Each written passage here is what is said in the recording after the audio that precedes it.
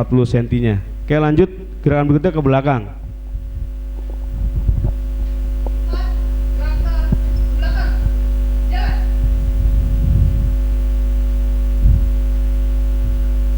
Oke, baik. Temponya sudah masuk, tapi yang salah adalah lebar langkah yang tidak beraturan. Biasanya kan gini, kebanyakannya nih adik-adik pelaksanaan 4 langkah ke belakang sudah benar di langkah pertama, tapi salah di langkah kedua. Kenapa bisa begitu? Karena kita kurang fokus Kang memperhatikan lebar langkah adik-adik. Harusnya gini, ketika kirinya sudah benar segini lebarnya, tap kanannya pun sama segini Kang. Nah, ini biasanya banyak yang gini, kanan kirinya sudah benar, tap kirinya segini, kanan segini. Nah, akhirnya lebarnya nggak balance antara kiri dan kanan. Diusahakan pada saat ke belakang antara kiri dan kanan lebarnya sama. Nah, tarik. Ini tarik lagi. Tarik lagi. Tarik ke belakang, jangan adiknya jangan dibiarin. Udah nggak apa-apa nih, udah bener temponya. Tapi tempo aja nggak cukup. Lebar langkah juga harus sesuai dengan buku 40 cm ke belakang. Terus pelaksanaan 4 langkah ke belakang juga masih banyak yang kayak gini Kang. Ini juga kalau bisa dihindari atau diminimalisir. Satu seperti ini Kang. Ini namanya kalau bahasa dulu orang dulu nyangkul nih, ya, dicangkul. Usahakan pada saat ke belakang langsungnya taruh penuh Kang. Nah, seperti ini. Jangan dicangkul. Kedua, yang terjadi kesalahan kayak kuda-kuda. Ada Kang yang kayak gitu?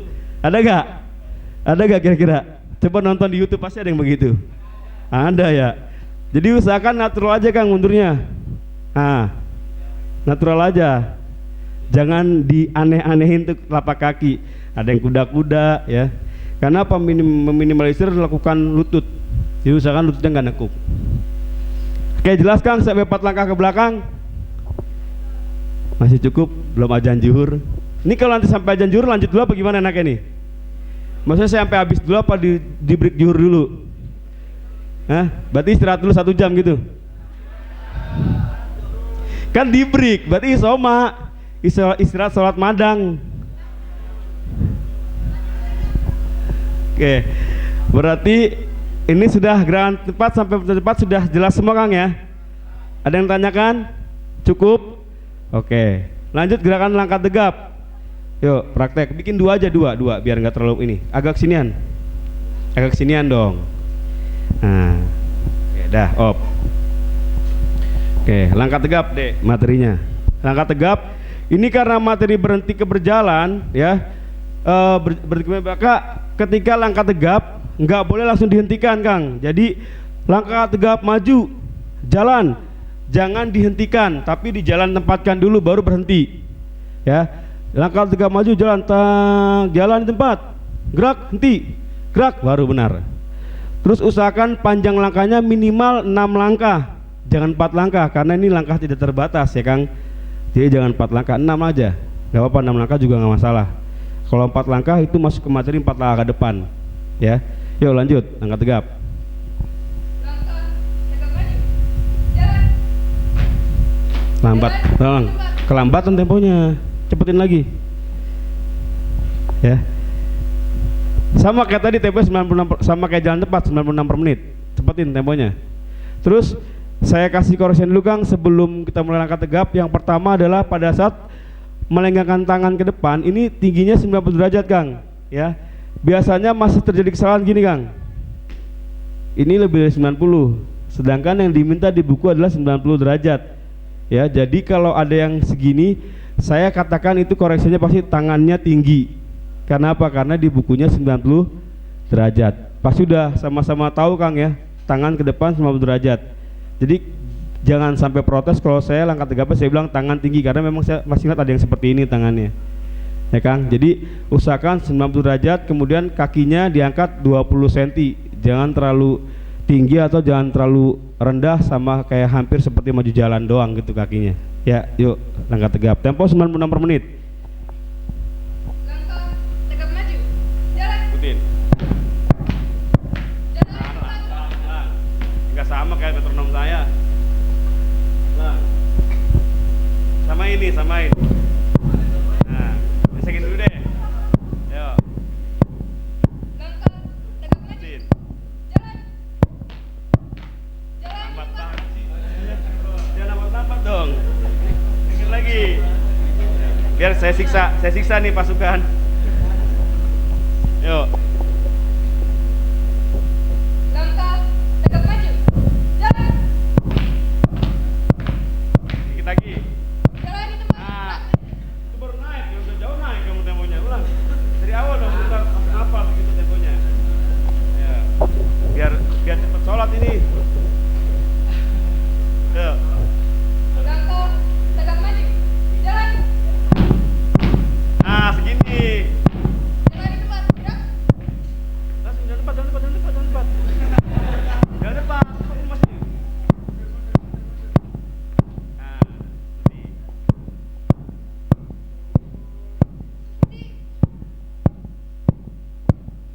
Ya, kanan. Giliran tadi kiri, kamu kanan. Dan kanan, kamu kiri. Gimana sih? Dibalik-balik ini.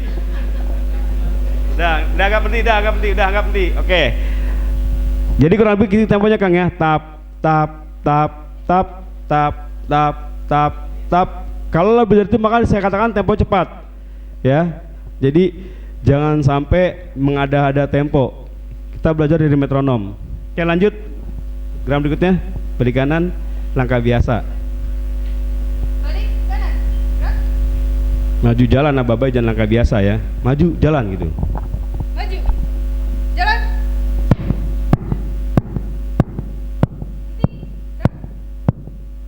Anggap udah henti bener deh. Udah diem situ, kasihan temennya. Intinya gini Kang, maju jalan itu tempo pertama adalah langkah pertama tetap sama kayak tadi saya katakan, yang namanya langkah pertama itu pasti tinggi tangan 90 derajat ya. Jadi jangan karena ini materinya maju jalan akhirnya ini nggak diperhatikan. Maju jalan. Nah, ya jadi usahakan maju jalan terus 90 tap. Dan kemudian langkahnya jangan ditahan Kang. Masih ada yang kayak gini, maju jalan. Baru jalan. Ya. Jadi usahakan pada saat maju jalan langsung aja mengalir Kang. Maju jalan. Nah, langsung. Kenapa? Menghindari yang tadi namanya kalau kita belajar metronom biar metronomnya nggak lari. Tap tak tak tak tetap sesuai dengan metronomnya. Kemudian ke depannya 45 derajat. Tadi sudah dikatakan tetap ya karena ini menyangkut semua sama gerakan sikap sempurna, maka pergelangan tangan wajib lurus. Seperti ini, maka kuku ibu jari atau punggung ibu jari menghadap ke atas, bukan lagi ke depan. Kalau ke depan salah, karena ini apa? Berarti nyentong dia. Ya, ke atas seperti ini, 45 derajat ke depan, 30 ke belakang. Ini masih banyak yang maju jalan ketika ke depan dia nggak 45, cuma sedikit aja. Terus yang berikutnya, panjang langkahnya 60, tempo 96, kemudian yang jatuh ke langit, ke bumi itu adalah tumit bagian belakang terlebih dahulu. Ini kenapa timbul bunyi pada saat berjalan? Karena kakinya semuanya jatuh bareng. Makanya seret. Ada nggak gitu kalau jalan? Iya itu kayaknya malas tuh kayaknya. Belum dikasih makan sebelum tampil sama pelatih. Ya, jadi yang sampai lebih dulu tumit bagian belakang Kang. Tap, nah seperti ini. Ya, biar dia menghindari seretan tadi. Ya, jadi pada saat berjalan, ini yang sampai tumit belakang dulu tap. Seperti itu. Kemudian tangannya jangan ada titik henti, ngalir aja, tangannya ngalir. Jadi jangan berhenti tuh, seperti ini aja, ngalir. Nah, tetap mengayun mengalir, tidak usah ada titik henti. Ya, ke depan 45, ke belakang 30. Sampai sini jelas Kang? Oke. Udah jelas ya? Oke. Lanjut. Langkah perlahan, munduran. Langkah perlahan. Terus. Oke, op. Lanjut. Main juga. Langkah perlahan. Jalan. Oh bukan Anton, yaudah saya ngomong deh berarti. Siap gerak. Oke, pimpinan saya kembali. Langkah perlahan maju. Jalan. Kecepatan nih, mau kemana kamu? Aku udah mau jalan aja, bikin malu ya kamu. Dan bikin malu saya dong. Oke, saya turun temponya deh. Yuk, langkah perlahan maju. Jalan.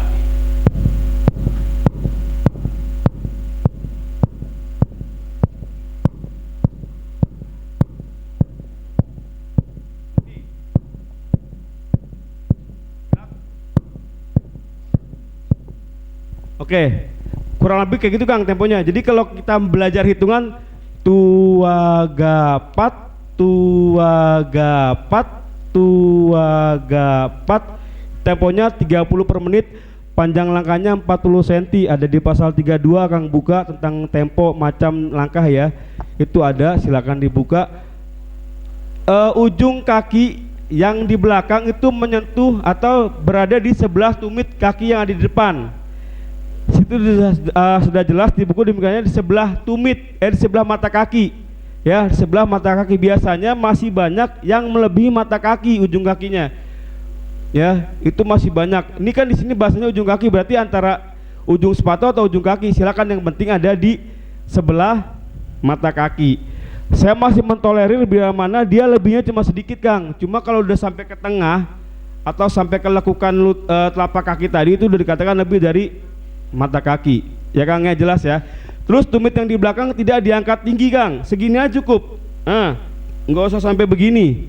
Ini terlalu tinggi, sedikit aja. Jadi dia hampir menyentuh sama tanah. Karena ini fungsinya buat mengusung mayat. Jadi kalau tinggi-tinggi takut hilang keseimbangan Kang. Jadi seperti ini aja ya. Kemudian panjang langkahnya 40. Ini yang dikatakan 40 itu langkah yang tidak memaksa. Kalau kayak gini namanya sudah lebih dari 40 Kang. Nah, ya itu sudah kelebaran. Natural aja, jadi 40 cm sedikit aja. Tap, sedikit aja. Nah, 40 cm. Panjangnya 40 cm, temponya 30 per menit. Ujung kaki di belakang diletakkan di sebelah mata kaki. Jelas Kang? Jelas, oke. Lanjut, materi berikutnya. Langkah biasa, wah ini nggak cukup nih kalau di lapangan sini. Kalau di sini. Kalau di lapangan nggak mungkin Kang ya. Capek ya. Saya aja deh ini yang nerangin ya. Oke, untuk pasukan saya boleh kembalikan dulu ke bangku untuk istirahat. Silakan, terima kasih. Minum. Habis itu baru saya siksa lagi. Kan belum bubar jalan kita. Oke, materi berikutnya adalah langkah biasa ke langkah berlari. Berarti dari posisi diam dulu, aba-abanya maju, jalan ya Kang. Maju, jalan, kemudian melakukan maju jalan. Oke, ini susah kok megang mic.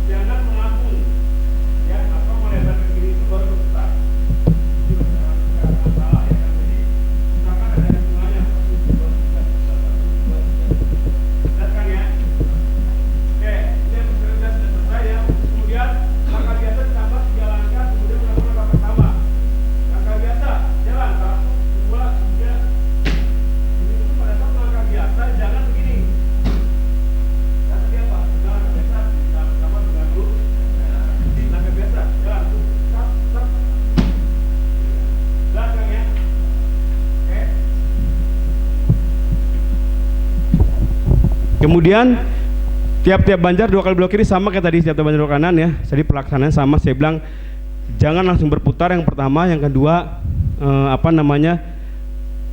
pakai hitungan atau tidak melambung ya. Jadi jangan menggeser ke kanan. Ini kan kanan kiri, jadi jangan melebar ke kanan. Harus sejajar sama orang nomor 1. Kemudian materi berikutnya adalah ganti langkah. Ganti langkah. Ini kan kalau di buku itu diganti langkah sekarang adanya di ujung kaki yang belakang berada di tumit bagian luar. Nah kemarin juga masih banyak saya dapati pada saat ganti langkah itu ada di ujung kaki ada di tumit belakang. Itu salah, harusnya ada di sini Kang. Ganti langkah, jalan, tap. Oh, di sini aja biar kelihatan. Ya, ganti langkah, jalan, hop, harusnya di sini Kang. Tap, di tumit bagian luar, bukan di sini. 1, ini yang salah. Yang kedua, dia bukan di tumit luar tapi di mata kaki. Ini juga salah. Atau melebihi, masuknya terlalu dalam. Harusnya ada di sebelah mata, di tumit bagian luar, cuma di sebelah, jadi sebelah mata kaki. Saya ulangi, ganti langkah, jalan, 1, 2, di tumit bagian luar, bukan di ujung atau di mata kaki, tapi tumit bagian luar. Sampai sini jelas Kang? Jelas ya, oke. Berikutnya belok kanan. Belok kanan tadi hampir sama kayak tiap-tiap banjar, cuma bedanya ini dia berbelok. 1 tadi saya bilang untuk banjar paling kanan tidak boleh melambung. Yang pertama tidak boleh melambung. Yang kedua, safnya harus lurus per 3 orang. Gimana Kang supaya safnya per 3 orang harus lurus? Metodenya dibenerin dulu Kang. Untuk orang paling kanan itu lebar langkahnya 15 cm. Gak usah panjang-panjang atau gak usah terlalu lebar. Yang kedua, orang nomor 2 panjang langkahnya 30 cm, berarti setengah daripada 15 cm. Dan yang paling kiri baru melakukan lebar langkah normal seperti di aturan perpang 60 cm. Itu yang benar Kang. Ya, jadi 15, 30, 60 dengan jarak 1 lengan. Jadi jangan melebar atau menyempit. Ya, maka itu pasti akan lurus kalau udah benar metode itu dipraktekin. Ya Kang, paham ya? Oke. Terus lenggangan tangannya gimana Kang? Untuk orang yang paling kanan tetap dilenggangkan seperti biasanya Kang. Jangan sampai dia mengecil lenggangannya karena dia pengen belok, akhirnya lenggangannya dikecilin. Kenapa terjadi penumpukan di banjar paling kanan? Karena orang yang paling depan salah memainkan aturannya, makanya numpuk jadinya. Ya Kang, jelas ya? Coba tadi dipraktekkan yang tadi 15 cm itu nggak akan numpuk insya Allah. Lanjut. Tiap-tiap banjar 2 kali belok kanan sama kayak tadi sudah saya jelaskan. Tiap-tiap banjar belok kiri. Itu mah nggak dinilai yang ini ya? Ini nggak dinilai ya? Oh, tiap-tiap serius?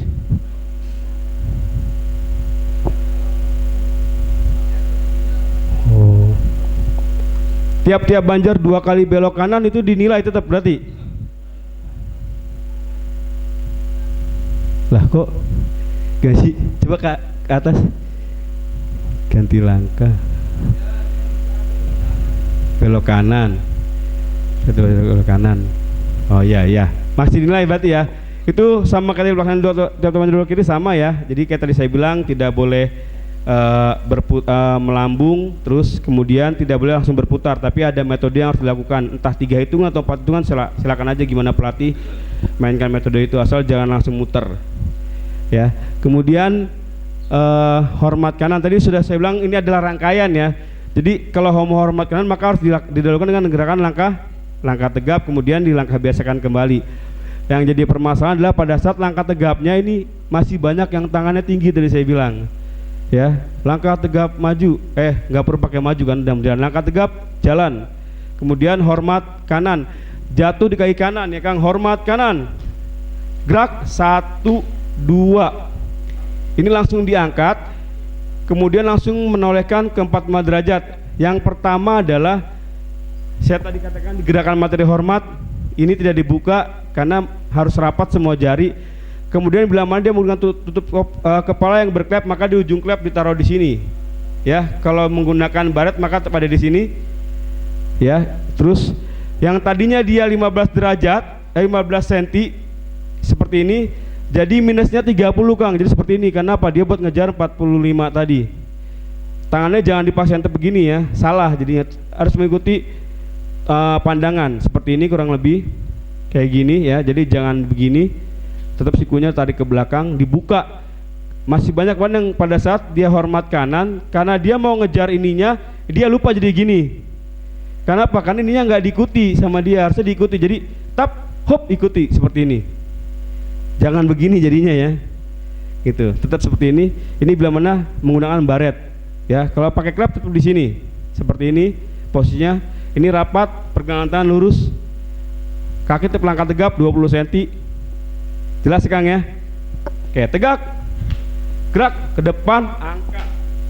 Sampai sini hormat kanan jelas ya? Orang udah pada pinter lah Kang Teteh. Indramayu udah hebat-hebat. Ada yang di luar Indramayu nggak Kang? Ada. Betul, berarti hebat juga bisa sampai ke Indramayu. Keren. Punya uang berarti Kang ya. Kalau nggak punya uang nggak nyampe Kang ke sini. Saya dijemput panitia, kalau nggak nyampe sini. Jalan kaki saya dari Bekasi. Oke, terakhir hadap kiri inti sebelum berjalan ya. Hadap kiri inti tadi yang paling mendasar adalah posisi pertama pada saat hadap kiri. Biasanya saya lebih memperhatikan lebar langkah, lebar kaki pada saat ngebuka. Jadi sudah satu kepala tangan atau belum. Biasanya masih banyak yang rapat hadap kiri inti. Gerak, tap, rapat seperti ini. Saya pastikan ini salah. Atau enggak biasanya ada yang lebar langkahnya karena lebar buka kakinya. Hadap kiri inti. Gerak, tap, jadi kelebaran juga ya. Jadi saya mintanya satu kepalan tangan, terus posisi badannya lurus ya, ujung kaki kiri bertemu dengan lekukan kaki kanan, kemudian berputar 90 derajat, kemudian kaki kanan dirapatkan kaki kiri dengan posisi awal sikap sempurna 45 derajat. Sampai gerakan hadap kiri nanti ada pertanyaan Kang? Jelas Kang? Udah mau sholat soalnya, udah mau makan ini, udah ketahuan pada lapar. Oke, terakhir bubar jalan. Nih habis ini selesai materi PBB ya. Bubar jalan tadi bila mana menggunakan pasukan yang 4 banjar ya, maka posisi Danton harus berada di antara orang nomor 2 dan nomor 3 Kang, di antara. Berarti tengah-tengah orang nomor 2 dan nomor 3. Dengan jarak 6 langkah, nanti saya kasih tanda tadi ya, udah saya katakan ya. Terus sebelum dibubar jalankan harus dilencang kanankan terlebih dahulu Kang. Ini masih banyak Danton yang lupa dilencang kanankan. Harusnya setelah dapat 6 langkah lencang kanan, gerak. Nah, setelah sudah lencang kanan, sudah simetris, maka baru melakukan bubar jalan. Jadi wajib dilencang kanan. Jadi nggak boleh nggak lencang kanan, harus lencang kanankan dulu baru bubar jalan. Sudah lencang kanan, bubar jalan. Pasukan hormat 1, Danton hormat 2, Danton turun 3, pasukan turun 4, 5, 6, 7, 8, 9, 10 langkah pertama. Latihannya gitu ya biar gampang Kang ya. 4 turun, 5, 6, 7 balik kanan, 8, 9 diam, 10 langkah pertama. Kemudian setelah pasukan langkah pertama Danton balik kanan 1, 2, 3 tutup, baru langkah pertama. Jadi yang dikatakan benar adalah harus ditutup dulu kakinya langkah balik kanannya Danton. Jangan langsung langkah pertama. Masih banyak yang gini. Udah bener balik kanan, tap, dia langsung jalan. Itu salah. Harusnya tutup dulu balik kanan dulu, baru ditahan sebentar, baru langkah pertama. Ada juga yang begini Kang. Udah balik kanan bener. Nah dia jalan gini. Salah. Karena yang diminta adalah langkah pertama, maka harus dihentak. Langkah pertama berarti harus seperti ini. Nah ini masuk ke tadi materi waktu. Kan tadi kata panitia waktu dihentikan pada saat Danton melakukan langkah kebayang kalau Dantonnya nggak langkah pertama sampai keluar ditungguin ya sama panitia. Ayo belum langkah pertama nih, waktu belum berhenti berarti. Ya jadi ingatkan ke Danton wajib langkah pertama. Karena kalau Danton nggak langkah pertama maka waktu nggak dihentikan sama panitia. Waktu habis, padahal pasukan udah dari tadi selesai mainnya. Yang gitu, setelah itu baru ngomong habis setelah 30 menit kemudian. Jadi usahakan pada saat balik kanan tutup kaki Danton, hop, tap, baru langkah pertama. Baru dinyatakan waktu selesai atau waktu habis atau selesai. Jadi kalau sampai Danton yang gak langkah pertama sama panitia nggak dimatiin tuh waktu tuh, jalan terus aja. Nungguin nih panitia nih, kapan ini langkah pertama nih? Gitu ya. Jadi usahakan langkah pertama. Oke, sampai sini ada pertanyaan, Kang?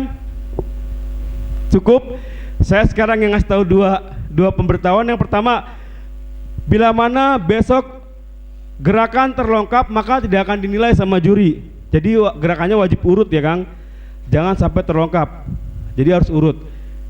Nah, tadi saya bilang kenapa istirahat tempat, saya bilang udah diadakannya yang satu parade aja biar takutnya tadi istirahat tempat yang di awal dikira kita istirahat tempat buat yang parade, buat peserta. Jadi dibedakan aja istirahat tempat biasa, baru yang kedua istirahat parade. Jadi gerakan harus urut. Terus bila mana aba-aba danton, gerakan tidak kita nilai juga, aba-aba danton salah. Nah, maka kemarin kita sudah sepakat para dewan juri kita briefing untuk gerakan ini. Bila mana danton salah aba-aba maka tidak dinilai. Contoh, pasukan bersab berkumpul, bener nggak, Kang? Yang bener gimana? Nggak pakai ber ya. Bila mana aba-abanya salah maka gerakan bersab kumpul tidak kami nilai. Karena aba-abanya sudah salah, harusnya pasukan bersab kumpul, nggak pakai ber. Contoh lagi, dari keadaan diam, aba-aba naikin. Nah, aba-aba langkah biasa, misalkan nih, langkah biasa di poin 19, itu kan tulisannya langkah biasa ya. Terus danton ikutin langkah biasa maju jalan, maka tidak kami nilai karena harusnya aba-abanya apa?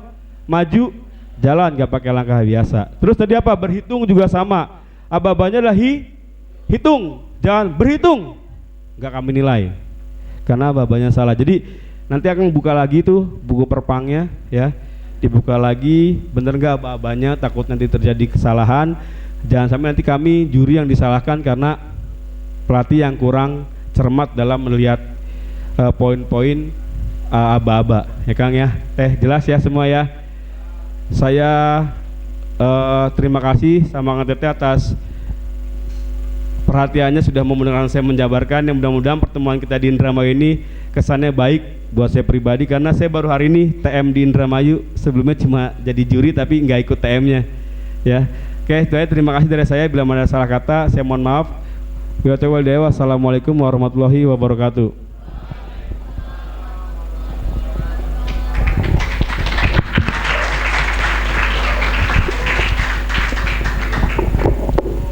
Terima kasih kepada Kang Sam dan Kang Afif yang telah menjelaskan teknis dan materi perlombaan.